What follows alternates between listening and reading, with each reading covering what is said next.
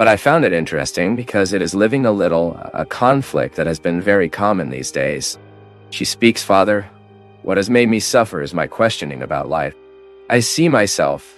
I love myself. I care about what they think of me. But positively. The criticism I use to improve, the compliments between my ego, that's fine. By the way, I was like that. Until I began to question why I was satisfied with these things.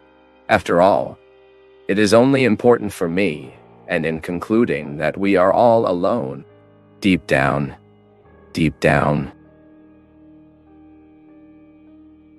We are alone. Reaching this conclusion despaired me. He even withdrew the meaning of what I had for this recognition that the other gave me. And as if only I worry about me, when they talk to me, I feel welcomed. But when I think what other people say are words thrown away, I see how much only I have importance to me. My loneliness deepens. And I wonder then, why live? Why study, work, procreate? If it only makes sense to me. I want to be myself again, because I always loved being who I am. And today I have felt a lot of difficulty living that feeling. This is very common these days, this loss of meaning of life. First, she says something that is very true.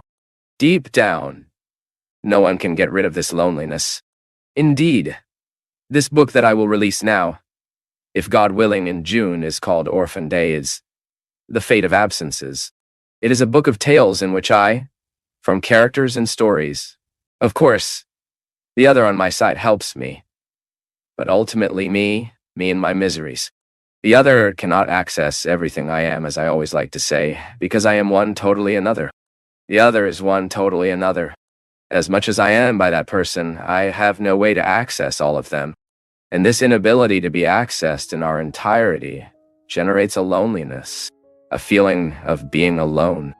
Because it is that moment when you have no words to define what you feel. This is loneliness. It's that feeling that you don't even understand. It's that hurt that you don't even understand why you have. It is in this place of loneliness that all these feelings live that are often difficult to understand. It is now interesting that modern society has greatly accentuated this sense of loneliness by the characteristics that are proper to today. The difficulty of bonds, as we have already spoken at other times as well. The ease with which people are despised, with which they exchange, lack of faithfulness, lack of confidence, often the lack of truth in the relationship. This depends often, this loneliness. It makes us feel increasingly lonely. And I say again, it is not that loneliness of not having someone next door. No, I'm talking about the one you experience inevitably, even if you are surrounded by people. Even at the opening of the book, I'm writing a text to put there. I was thinking about it yesterday. I was writing there. There is no human care that can help us with this sense of loneliness. I think it's the loneliness we're going to try at the time of death, right? Which is when you, even if you have a doctor holding your hand, even if you have a friend, a mother, you go. And I'm not denying the spiritual dimension here. No.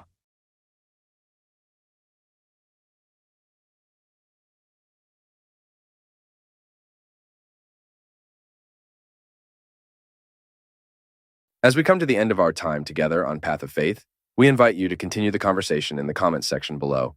Don't forget to show your support by liking, sharing, and subscribing to our channel for more inspiring messages.